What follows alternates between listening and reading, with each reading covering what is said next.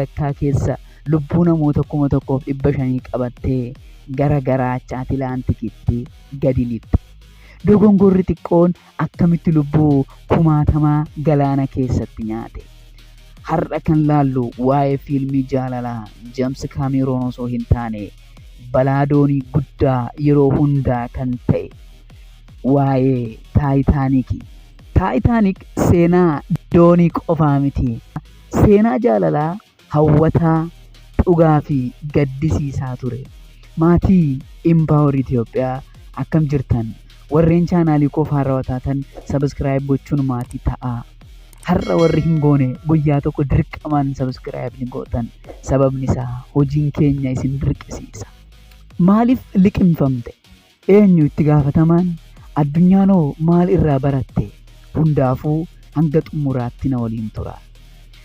Barichi 1912 dooniin RMS Taayitaanik jedhamtu injiinaroota addunyaa hunda dinqisiiste. Teeknooloojii ammayyaan guutamtee namoota 2,200 ol baattee deemsa ishee Awurooppaa irraa gara Ameerikaatti jalqabde.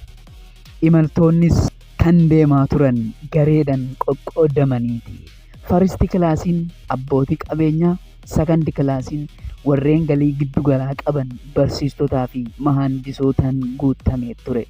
Sardi kilaasiin maatii hiyyeessaa Ameerikaa deemuuf abdii qabutu ture.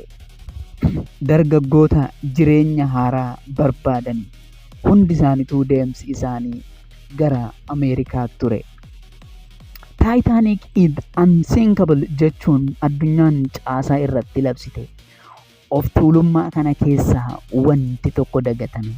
Innis bidiruu lubbuu baraaru yookaan seef boot. Galgala eebla 14 ilaaltonni fuuldura isaaniitti wanti tokko dhaabbatee argan. Innis aayisbarg yookaan cabbii. Doonii hatattamaan garagalchuuf yaalan. Garuu saffisaan waan deemaa turteef guutumatti garagaluu hin dandeenye. Cinaa ishee cabbiin yookaan aayisbargiin walitti bu'e. Ni urates. Achiin bishaan gara keessaa seenuu eegale. Halkan tasgabba'aa fakkaatu sun balaa seenaa qabeessatti jijjiiramuu eegale. Amma doonittiin liqimfamuu jalqabde. Dubartoota fi daa'immanii dursi haa kennamu ejejni jedhu bahe. Garuu walqixa hojiirra hin oolle. Kilaasii tokkoffaa keessaa dubartoonni fi daa'imman parsantaa 70 ta'an bahaniiru. Garuu kilaasii sadaffaa keessaa dubartoonni fi daa'imman walakkaa ol ta'an du'aniiru. Sababni isaas balballi bahiinsaa hojjettootaan jalaa cufamee ture.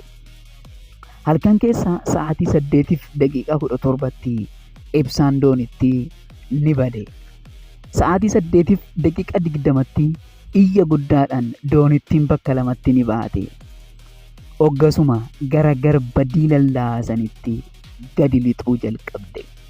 Dooniin balaa irraa baraaramuuf wantoota hedduu dhabde. Isaan keessaa inni tokkoffaa fi inni ijoon bidiruun lubbuu baraaru xiqqoo ture. Nama 706 qofatu baraarame yookaan seef godhame. Namoonni 1,500 ol ta'an diilallaasaniin lubbuun isaanii darbeera. Baay'een isaanii kan du'an qorra bishaanichaatiin daqiiqota muraasa keessatti ture. Liqimfamuu Taayitaanik addunyaan hundi dhagahe. Seeronni gurguddoon lamas bahan.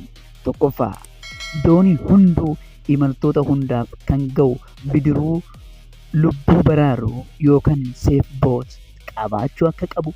Lammaffaa, dooniin kamuu kutaan raadiyoo isaa sa'aatii 24f banaa gochuu qabu kan jedhan ajajni gurguddoon kun lamaan ergasii bahan. Seenaa kana keessatti namoonni hedduu gootummaa isaanii agarsiisaniiru. Inni tokkoffaan kaapiteen Edward Smith ture. Doonicha waliin badeera yookaan liqimfameera. Hojii isaa hanga xumuraatti hin dhiisne. Mahandisichi Toomaasis doonittii waliin liqimfameera. Viloonistoota Taayitaanik kan jedhaman namoota tasgabbeessuuf baandiin muuziqaa kun hanga dhumaatti muuziqaa taphateera. Maatiin hedduu ijoollee isaanii duraan dursa karaa lubbuu baasu irratti bobbaasaniiru. Doonittiin badduu qofa hin turre seenaan goototaas keessatti barreeffameera. Waggaa 73f Taayitaanik eessatti akka liqimfamte hin beekamne turte.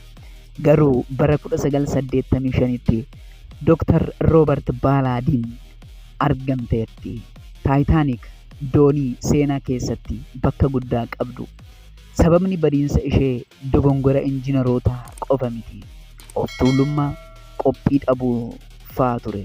Dogongorri xiqqoon balaa guddaa dhalche. Maatii koo hanga ammaatti waan waliin turtaniif galatooma. Viidiyoo biraan hanga wal agarrutti nagaan naaf tura. Baay.